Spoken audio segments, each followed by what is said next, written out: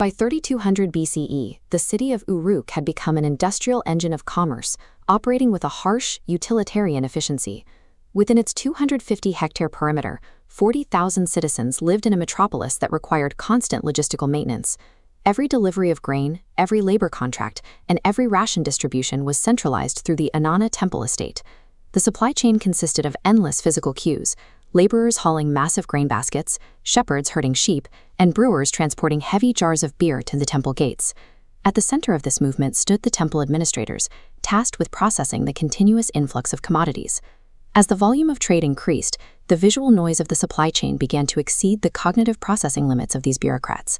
Uruk's demographic growth had outpaced the biological capacity of the human brain to manage the city's complex economic data.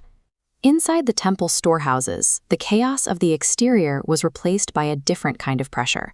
The state relied on biological memory to track tax debts, a system vulnerable to the natural decay of human recall. Managing the distribution of thousands of grain and beer rations through oral agreements and mental ledgers eventually results in systemic error. When the quantitative data of a city exceeds the capacity of its neural networks, the biological ledger reaches its breaking point. Failure to verify these transactions threatened the state with a total collapse of its logistical network. The development of the script prioritized administrative survival over artistic expression. It was a tool engineered to solve a mounting data crisis. To prevent collapse, the state required an external technology capable of storing data outside the human mind. The physical interface of this new storage system was rivermud. It provided a strategic advantage, abundant, cheap, and durable once dried. To record data, scribes utilized a river reed, cut into a specific geometric tip to serve as a stylus. The reed stylus stamps geometric depth directly into the mud, using mechanical force to leave a permanent, legible mark. These wet-shaped impressions led modern scholars to name the system cuneiform, based on the Latin word cuneus. By displacing the wet clay, this act converts the medium from a malleable substance into an immutable record. This combination of mud and reed functioned as the ancient world's first reliable offline hardware for data persistence.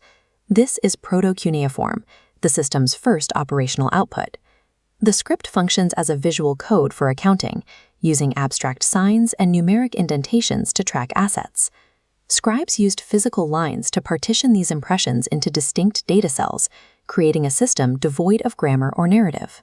This grid architecture converts a physical heap of grain into a two-dimensional array using the tabular logic of a modern spreadsheet.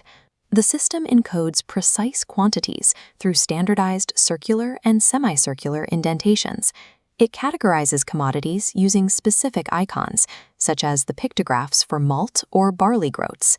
This standardized code allows any trained accountant in the network to verify the data without needing to hear a single word of spoken language. The ledger effectively compressed the physical chaos of the Uruk supply chain into a set of trackable metrics. Proto-Cuneiform served as a software solution for reality, reformatting the city's economic life into a manageable grid. As the system scaled, the Eanna temple became the centralized repository for the state's economic data. These restricted spaces were known as the Aduba, or House of Tablets. Access to this information required 12 years of specialized training, creating a closed loop of bureaucratic power. This archive functioned as a restricted server room, housing the proprietary data that governed the civilization.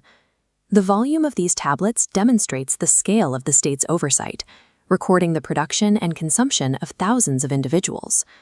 By centralizing this information, the temple estate gained administrative visibility over every transaction in the city.